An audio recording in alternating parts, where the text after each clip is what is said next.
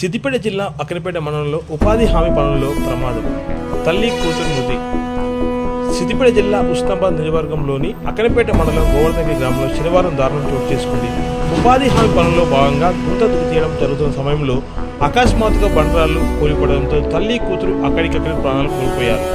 ఈ ఘటనలో పలువురు కూలీలు గాయపడినట్లు సమాచారం. మృతులు సరోజన 45 సంవత్సరాలు, ఆమె కుమార్తె మమత 20 సంవత్సరాలుగా గుర్తించారు. గాయపడిన వారిని సమీప ఆసుపత్రికి తరలించి చికిత్స అందిస్తున్నారు. ప్రమాదానికి గల పూర్తి వివరాలు తెలియాల్సి ఉంది. ఈ విషయాధికారుల ఘటనపై మన రాష్ట్ర మంత్రి పొన్నం ప్రభాకర్ తీవ్ర దిగ్భ్రాంతి వ్యక్తం చేశారు.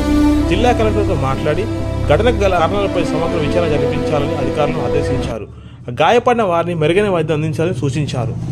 ప్రభుత్వం బాధిత కుటుంబాలకు అండగా ఉంటుందని, మరణించిన వారి కుటుంబాలకు తగిన న్యాయం జరిగేలా చూస్తామని మంత్రి భరోసా ఇచ్చారు.